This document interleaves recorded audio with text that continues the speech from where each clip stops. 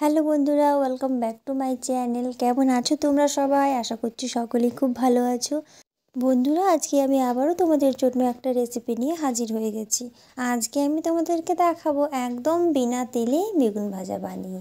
তেল দিয়ে তো বেগুন ভাজা অনেক খেয়েছো, কিন্তু একদম বিনা তেলে বেগুন ভাজা কখনো খেয়েছো? চলো আজকে তোমাদের সাথে এই রেসিপিটাই শেয়ার করি। তো রেসিপিটা শেষ পর্যন্ত দেখতে থাকার অনুরোধ রইল। আর যে বন্ধুরা এখনও আমার চ্যানেলটা সাবস্ক্রাইব করোনি, তাদের কাছে আমার একটাই অনুরোধ, প্লিজ চ্যানেলটা একটু সাবস্ক্রাইব করে সাপোর্ট করো বন্ধুরা। আর আমার নতুন বন্ধুদের বলবো, প্লিজ চ্যানেলটা সাবস্ক্রাইব করো একটু। আর রেসিপিটা তোমরা শেষ পর্যন্ত দেখতে থাকো বন্ধুরা। আশা করছি সকলেরই খুবই ভালো লাগবে। এটা কিন্তু খুবই হেল্পফুল সবার জন্য। সবাই তো এখন তেল বেশি খেতে চায় না বন্ধুরা, তো তোমরা এইভাবে কিন্তু বেগুন ভাজা বানিয়ে খেতে পারো।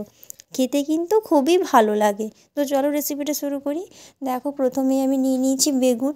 এরপর আমি বেগুনগুলো ছোট ছোট করে আমি কেটে নেব। তোমরা যেভাবে কাটতে পারো, লম্বা লম্বা করেও কাটতে পারো, আবার গোল গোল করেও। আমি কিন্তু এগুলো গোল গোল করে কেটে নিয়েছি এইভাবে। এই দেখো, এইভাবে আমি কেটে নিয়েছি।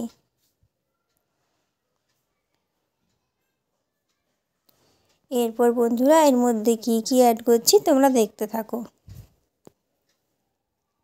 তো দেখো, প্রথমে আমি দিয়ে দিলাম সামান্য হলুদ গুঁড়ো, দিয়ে দিলাম সামান্য একটু লঙ্কার গুঁড়ো, সামান্য একটু জিরের গুঁড়ো, আর দিয়ে দিলাম সামান্য চিনি, আর সামান্য নুন দিয়েছি।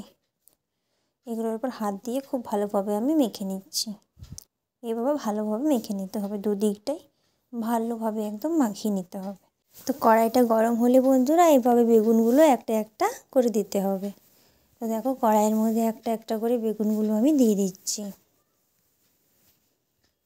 কিছুক্ষণ অপেক্ষা করার পর দেখো বন্ধুরা হয়ে গেছে। এটা আমি উল্টে নিয়েছিলাম।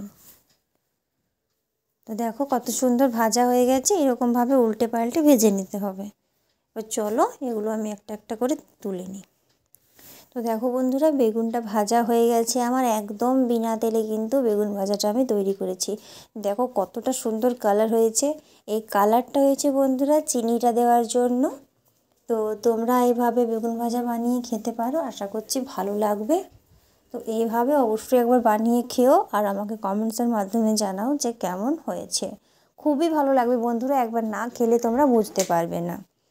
তো ভিডিওটা ভালো লাগলে অবশ্যই একটা লাইক দেবে।